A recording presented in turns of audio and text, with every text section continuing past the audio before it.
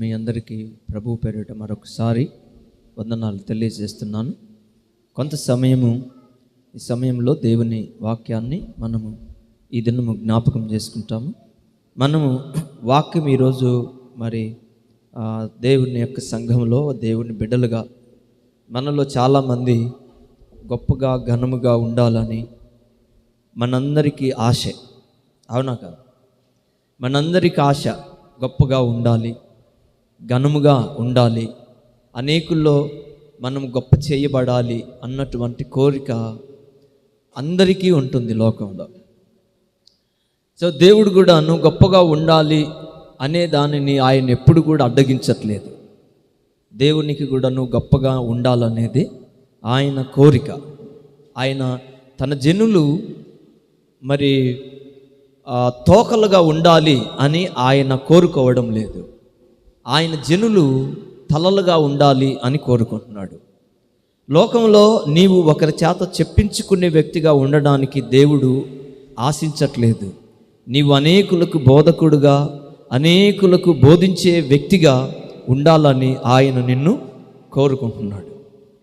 కాబట్టి నువ్వు అప్పు ఇచ్చేవాడిగా ఉండాలి అనుకుంటున్నాడే తప్ప నువ్వు అప్పు తీసుకునేవాడిగా ఉండాలి అనేది దేవుని ఆశ కాదు ఎప్పటికీ కూడా.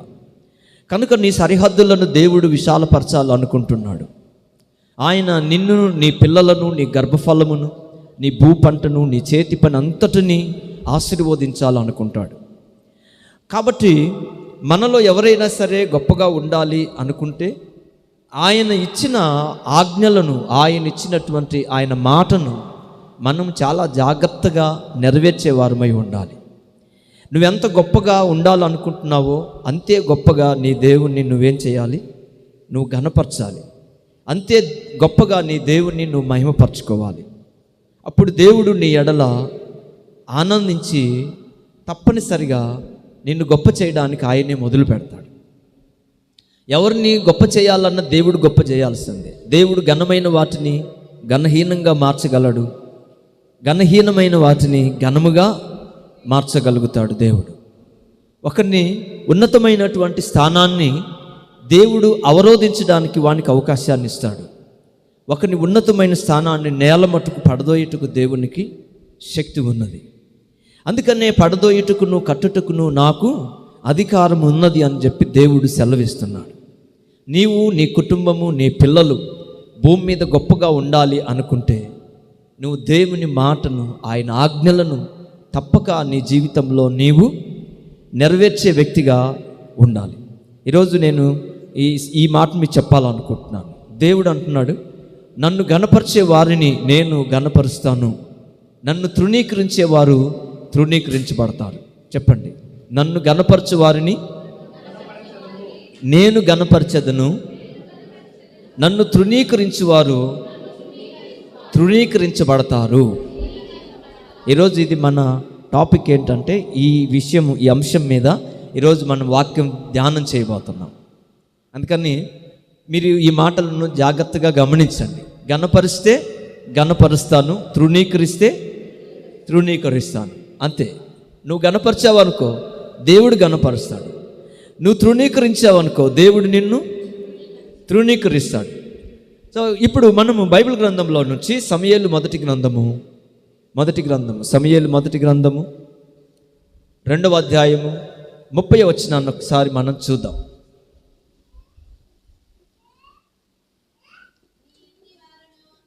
అందరూ బైబిల్ తెరిచి జాగ్రత్తగా ఈ మాటలను మీరు, నీ ఇంటి వారును, నీ పితరుని ఇంటి వారును నా సన్నిధిని యాజకత్వము జరిగించుదునని యెహోవా ఆజ్ఞ ఇచ్చి ఉన్నను. ఇప్పుడు అది నా మనసునకు కేవలము ప్రతికూలమాయనని ఇశ్రాయేలీల దేవుడైన యెహోవా సెలవిచ్చుచున్నాడు. కావున యెహోవాకు ఏదనగా, నన్ను గణపరచు వారిని నేను గణపరచుదును, నన్ను తృణీకరించువారు తృణీకార మందుదురు అని ఇక్కడ ఒక దేవుని దాసుడు వచ్చి యాజకుడైనటువంటి ఏలీ కుటుంబానికి లేక ఏలీకి ఈ సంగతిని తెలియజేస్తున్నాడు. సో బైబిల్లో ఏలీ అన్నటువంటి ఒక యాజకత్వం జరిగించే ఒక కుటుంబం ఉన్నది. ఏలీ కుమారులు కూడా యెహోవా సన్నిధిలో యాజకత్వం చేస్తున్నారు. ఇక్కడ ఒక దేవుని దాసుడు వచ్చి ఈ యాజకునికి ఈ యాజక కుటుంబానికి ఏమి జరగబోతుందో చెప్తున్నాడు. ఏంటంటే ఈయన చెప్తున్నది ఏంటంటే నీవు నీ ఇంటి వారు దేవుని సన్నిధిలో యాజకత్వం చేయాలని ఒకప్పుడు నేను మీ పితరుడిని బట్టి నేను ఆనందించాను. మీ పితరుడు చేసిన మంచి పనిని బట్టి, మీ పితరుడు నా పట్ల చేసిన ఆ మంచి కార్యాన్ని, నేను ఓరవలేని కార్యాన్ని మీ పితరుడు కూడా ఓరవలేక నేను చేయవలసినటువంటి ఆ శిక్షను ఆయనే చేశాడు. నా మనసును సంతోషపరిచాడు. అందుకని ఆయనతోటి నేను మాటిచ్చాను, నేను నీతో నిబంధన చేస్తున్నాను, నీ వారిని దీవిస్తాను అని. సో ఇలాగున ఎవరైతే మంచి పని చేస్తారో దేవుడు వారి కుటుంబంతో కూడా దేవుడు నిబంధన చేస్తాడు. అంటే నువ్వు మంచి పని చేసావనుకో, దేవుడు నీ మంచి పని నీ ఇంటి వారందరూ చేయాలని, నీ మంచి పనికి ప్రతిఫలము నీకు ఇవ్వాలని ఆయన ఆశపడి నీ ఇంటిని కోరుకుంటాడు అనేది ఇక్కడ బైబిల్లో ఉన్నటువంటి మాట. ఆయన కోరుకోవాలనంటే నువ్వు మంచి పని చేయాలి. నువ్వు మంచి పని చేస్తే దేవుడు నీ ఇంటిని కూడా కోరుకుంటాడంట. అలా కోరుకున్నాడు ఆయన. కోరుకొని దేవుని సన్నిధిలో మంచి పని చేసినటువంటి ఆ ఇంటిని ఆయన సన్నిధిలో పరిచర్య చేసేటట్లు దేవుడు ఆశీర్వదించాడు. కానీ తర్వాత అది దేవునికి ప్రతికూలముగా మారింది. అంటే అనుకూలముగా ఉన్న పని ఏమైంది? ఇప్పుడు అనుకూలమైనటువంటిది ప్రతికూలంగా మారిపోయింది, దేవునికి వ్యతిరేకంగా మారిపోయేటప్పటికీ అప్పుడు దేవుడు ఏం చేశాడంటే అది ఆయన మనసులో ఆయన తన హృదయం అందు బాధపడి, ఇక వాళ్ళతో మాట చెప్పాను, కొంతకాలం దాన్ని కొనసాగించాను, కానీ ఇప్పుడు వీళ్ళు చేసినటువంటి పని నా మనసును చాలా బాధపరిచింది, నా సన్నిధిని వాళ్ళు అపవిత్రపరిచారు, కాబట్టి ఇప్పుడు నా మాటను నేను వాళ్ళ వద్ద నుంచి తీసేస్తున్నాను, తొలగిస్తున్నాను అంటూ ఏం చెప్పాడు? నేను తొలగించడం కాదు, వాళ్ళు ఎప్పుడు నన్ను తొలగించారో, ఎప్పుడు నన్ను వాళ్ళ హృదయాల్లో నుంచి తీసేసుకున్నారో అప్పుడే నేను వాళ్ళకు దూరం అయిపోయాను. అంతేనా? ఎప్పుడు వాళ్ళు నన్ను వాళ్ళ హృదయంలో నుంచి ఎప్పుడు నన్ను బయటికి పంపించేశారో, ఎప్పుడు వాళ్ళ హృదయంలో నాకు స్థానం లేకుండా చేశారో అప్పుడు నేను బయటికి వెళ్ళిపోయాను, కాబట్టి అప్పుడే వాళ్ళు తృణీకరించబడ్డారు. నిజంగా దేవుడు ఎవరిని తృణీకరించేవాడు కాదు, ఆయన ఎవరిని త్రోసివేసేవాడు కాదు. మనమే ఆయనను త్రోసివేసి, మనమే ఆయనను మన వద్దకు రాకుండా చేసి, మన దగ్గర ఆయనకు స్థానం లేకుండా చేస్తున్నాం. వాస్తవంగా ఆయన మన వద్దకు వచ్చి నివాసం చేయాలన్నది ఆయన కోరిక. ఆమేన్, హల్లెలూయా. అంతేనా కదా? నేను మీ మధ్యకు వస్తాను, మీతో నివాసం చేస్తాను, మీతో ఉంటానని చెప్పాడు ఆయన ఆనాడు మోషేతోటి. అంటే ఆయన తన ప్రజల దగ్గర ఉండాలని కోరిక. తన ప్రజలు పాటలు పాడుతుంటే, ప్రార్థనలు చేస్తుంటే, ఆరాధిస్తుంటే, వాళ్ళ మధ్యలో ఆత్మస్వరూపైన దేవుడు ఆత్మగా వాళ్ళ మధ్యలో నివాసం చేసి ఆనందించాలనుకుంటాడు ఆయన. యెహోవా తన జనుల యందు ఆనందించేవాడు, అవునా కదా? ఆయన తన జనుల యందు ఆనందించే దేవుడు, తన జనులను ఆయన గొప్ప చేసుకునే దేవుడు, తన జనుల పట్ల ఆయన తన గొప్ప కార్యములను వారి పట్ల కనబరిచేటువంటి దేవుడు ఆయన.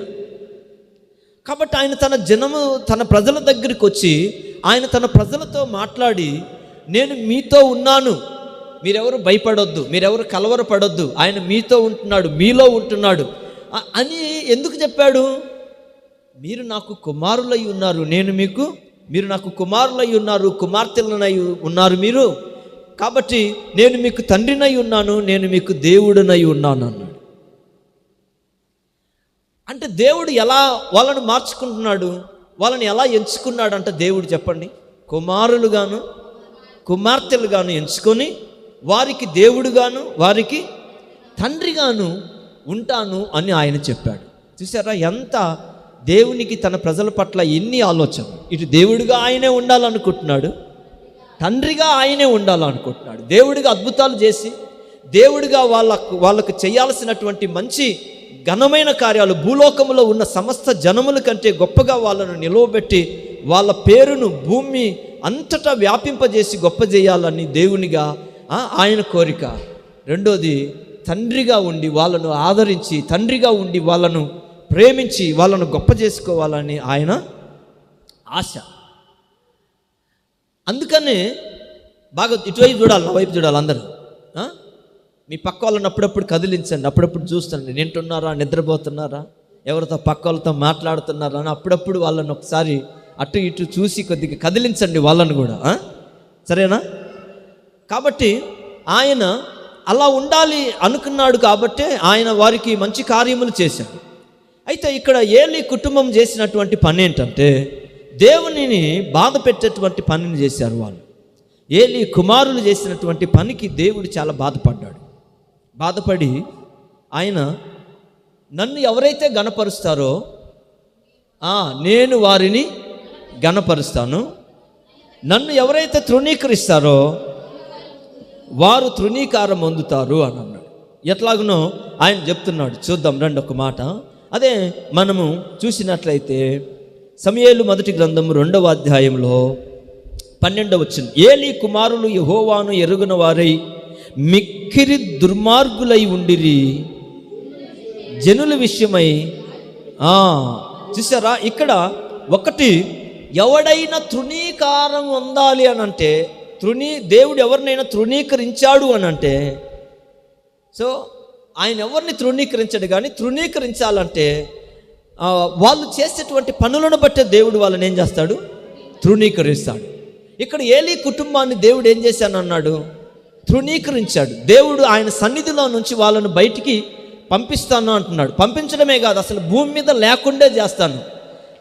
నీ పిల్లలలో ఏ ఒక్కడు కూడా నిండు నూరేళ్ళు అంటే నూరేళ్ళని కాదు, సంపూర్ణమైనటువంటి జీవితాన్ని ఎవడు జీవించడు. ఇంకా నీ తర్వాత నీ పిల్లలు కానీ వాళ్ళ పిల్లలు కానీ ఎవరు సంపూర్ణమైన జీవితాన్ని జీవించలేరు అని. ఎందుకనంటే ఫస్ట్ ఏలీ కుమారులు దుర్మార్గులై జీవించారు. యెహోవాను ఎరగలేదంట. ఒకటి, వాళ్ళు యెహోవాను ఎరగలేదు. రెండోది, మిక్కిలి దుర్మార్గముగా వాళ్ళు ప్రవర్తించారు. సో మనం అర్థం చేసుకోవాల్సింది ఏంటంటే, మొదటిగా మనము దేవునిని ఎరిగిన వారముగా ఉండేటట్లుగా మన జీవితాలను మనం సిద్ధపరచుకోవాలి. ఎందుకంటే దేవునిని ఎరుగినటువంటి అన్యజనులు లోకంలో ఎలాగ జీవిస్తున్నారో, దేవునిని ఎరుగినటువంటి ప్రజలు ఎలా ఉంటున్నారో మనందరికీ తెలుసు. యేసు ప్రభు అన్నాడు, నా గొర్రెలు నా స్వరాన్ని వింటాయి, అవి నన్ను వెంబడిస్తాయి. నా గొర్రెలు నన్ను ఎరుగును, నేను నా గొర్రెలను ఎరుగుదును. అంటే ప్రభు యొక్క గొర్రెలు ప్రభువుని ఎరుగుతాయి. యోహాను సువార్త 10వ అధ్యాయంలో యేసు ప్రభు ఈ మాట చెప్పాడు, నా గొర్రెలు నా స్వరం వింటాయి, నా గొర్రెలు నన్ను వెంబడిస్తాయి, నా గొర్రెలు నన్ను ఎరుగును అని అన్నాడు. సో కాబట్టి మనము ఎవరమైనా ప్రభు గొర్రెలమైతే మనము ప్రభువుని ఎరుగుతాము. ప్రభువుని ఎరిగిన వాడు దేవునిని ఎరిగి ఉంటాడు. ఎందుకంటే ప్రభు చెప్పాడు, నన్ను ఎరిగి ఉంటే మీరు నా తండ్రిని ఎరిగి ఉందరు అని చెప్పాడు ఆయన. మీరు నన్ను ఎరుగుంటే నా తండ్రిని ఎరిగి ఉండేవాళ్ళు. నా తండ్రిని మీరు ఎరుగుంటే కుమారుడు ఎవరో ఆయన మీకు తెలియజేసేవాడు. అలాగనే కుమారుడు కూడా తండ్రిని మీకు తెలియజేసేవాడు. మీరు నన్ను ఎరగలేదు కనుక నా తండ్రిని మీరు ఎరుగరు, నా తండ్రిని మీరు ఎరగలేదు కనుక కుమారుడు ఎవరో మీరు ఎరగలేదు అని చెప్పి యేసు ప్రభు చెప్పాడు. కాబట్టి మొదటిగా మనము ప్రభువును ఎరగాలి. ప్రతి మనిషి ప్రభువును తెలుసుకోవాలి. అసలు ఆయన ఎవరు, ఆయన నీకు అవసరమా, ఆయన నీకు ఎందుకు అవసరం, ప్రభువు నీ జీవితానికి ఈ అవసరమైతే ఆయన నీ జీవితంలో ఎలాంటి కార్యాలు చేయగలడు అన్నటువంటిది నువ్వు గుర్తించుకొని యేసు ప్రభు ఎవరో నీవు తెలుసుకోవాలి. నువ్వెవరో నాకు తెలుసు. ఇప్పుడు ఒకసారి మీరు గుర్తుపెట్టుకోండి, సాతాను దెయ్యములు యేసు ప్రభు దగ్గరికి వచ్చినప్పుడు అన్నమాట ఏంటంటే, ఆయనతోటి దెయ్యములు అన్నమాట ఏంటంటే, యేసు నీవెవరో నాకు తెలుసు. నీవెవరో అంటే యేసు ప్రభు ఎవరో ఆ యొక్క దెయ్యములకు తెలుసు. అందుకే యేసు ప్రభు అంట దెయ్యములను మాట్లాడనివ్వలేదు అని చెప్పాడు, వాక్యంలో రాయబడి. దెయ్యాలను యేసు ప్రభు మాట్లాడనివ్వలా. ఎందుకనంటే దెయ్యములకు తెలుసు అంట యేసు ప్రభు ఎవరో అనేది. అందుకన్నారు అవి దెయ్యములు అన్నాయి. ప్రభు అంట, యేసు నువ్వెవరో మాకు తెలుసు, నీవు దేవుని పరిశుద్ధుడవు, నీవు దేవుని కుమారుడవు. అంటే నువ్వు దేవుని పరిశుద్ధుడవు. భూమి మీద ఒక మనిషి దేవునిని వెంబడించడానికి, దేవునిని గుర్తించడానికి నీవు ఆయన పరిశుద్ధతను కలిగి ఉన్నావు ఈ భూమి మీద. యేసు ప్రభు పరిశుద్ధుడై, ఆయన పుట్టుక పరిశుద్ధమైనదై, ఆయన జీవితం పరిశుద్ధమైనదై, ఆయన పరిశుద్ధమైనటువంటి తన దేహమును మన పాపముల కొరకు అర్పించి ఆయన తన పరిశుద్ధ జీవితాన్ని ఈ భూమి మీద కొనసాగించాడు యేసు ప్రభువారు. అందుకన్నాడు, నీవు దేవుని పరిశుద్ధుడవు. యేసు ప్రభు దేవుని యొక్క పరిశుద్ధుడు కాబట్టి, ఆయన యేసు ప్రభు దేవుని యొక్క పరిశుద్ధుడు కాబట్టి మనలను కూడా పరిశుద్ధపరచడానికి ఆయన శక్తిమంతుడై ఉన్నాడు అని బైబిల్ చెప్తుంది. గుర్తుపెట్టుకోవాలి. మనము పరిశుద్ధపరచబడడానికి ఆయనే కారణం. ఎందుకంటే ఆయన పరిశుద్ధమైన రక్తమును తీసుకొని దేవుని సముఖములోనికి వెళ్ళి మన పాపములకు విమోచనము కలుగు చేసి ఆయన తన పరిశుద్ధ రక్తము చేత మనకు విడుదల కలుగు చేశాడు ఆయన. అవునా కదా? ఆయన తన పరిశుద్ధ రక్తము చేత మనల్ని విమోచించాడు. కాబట్టి ఆయన మనకు పరిశుద్ధత అయ్యాడు అని బైబిల్ చెప్తున్నది. మీరు కొరింథీయులకు రాసినటువంటి మొదటి పత్రిక చూస్తే ఒకసారి ఆ మాటను చదవండి మీరు, 2వ అధ్యాయంలో.